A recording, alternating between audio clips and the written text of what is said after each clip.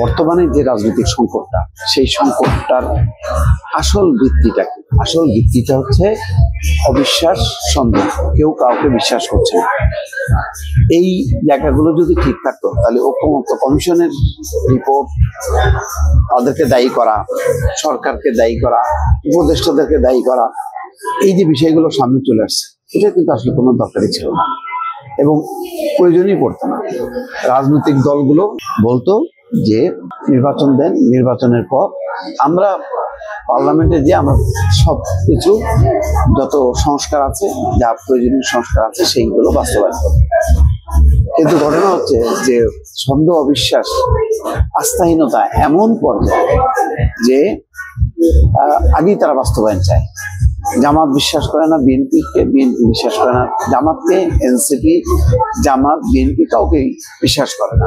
এই অবিশ্বাসের কারণে পুরো প্রেশারটা এখন সামলাতে হচ্ছে অন্তর্বর্তী সরকারকে, ডক্টর ইউনূসকে, উপদেষ্টা পরিষদকে, ঐক্যমত্য কমিশনকে। আজকে বিশেষ বৈঠক আছে উপদেষ্টা পরিষদের।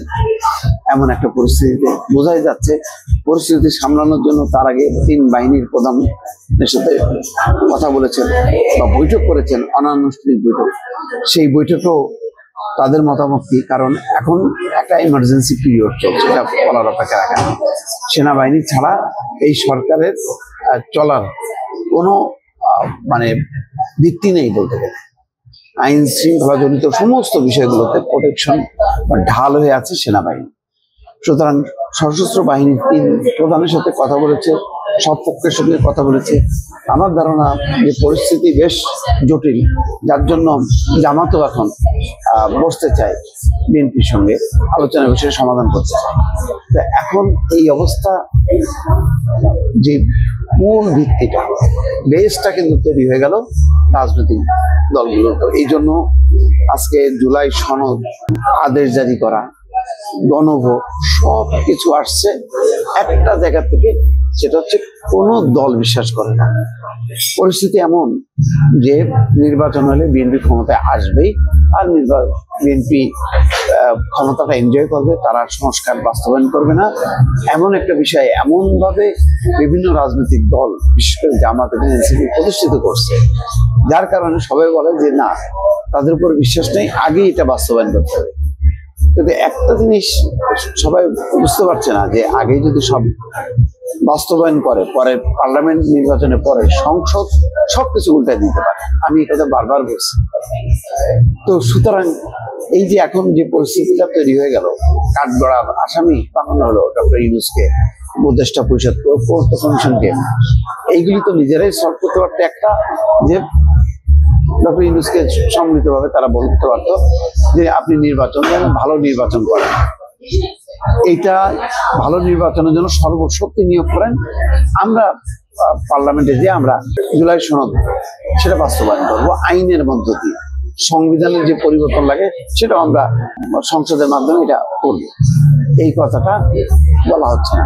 আর এই সংসদে পাশ কাটানো এবং রাজনৈতিক দলগুলোর অবিশ্বাসের ফলে কিন্তু একটা পুরো বিষয়টা একটা মেঘ ঘনীভূত হচ্ছে, ধূম্রজাল তৈরি হচ্ছে এবং নিজেদের মধ্যে যে সম্পর্কটা, 1 বছর আগে যে অসাধারণ সম্পর্ক ছিল পারস্পরিক, সেই সম্পর্কটা ধসে যাচ্ছে।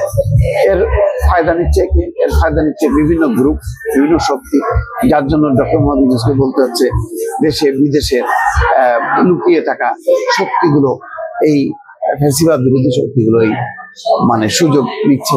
সুতরাং তিনি হুঁশিয়ারি দিচ্ছে, কিন্তু সেই দিকে কি বিএনপি বা জামাত কারো কোনো কি আছে, মনোযোগ আছে বা চিন্তা আছে? চিন্তা নেই।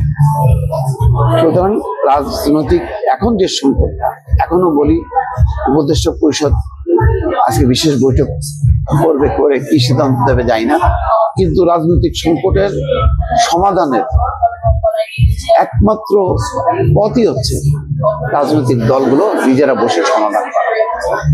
ফলে জামাতের এই আহ্বানটাকে আমি স্বাগত জানাই, যে তারা বিএনপিকে যে আলোচনার আহ্বান জানিয়েছে, এটাই ইতিবাচক। কারণ রাজনৈতিক সংকটের সমাধান অন্য কোনো কর্তৃপক্ষ অন্য কেউ করবে না, করে দেবে না, এবং অন্য কাউকে এই দায়িত্ব দেওয়াটাও বিপজ্জনক। সুতরাং নিজেদের সমস্যাটা, রাজনীতির সমস্যাটা নিজেদের মিটাইতে হবে, এটাই হচ্ছে মূল কথা।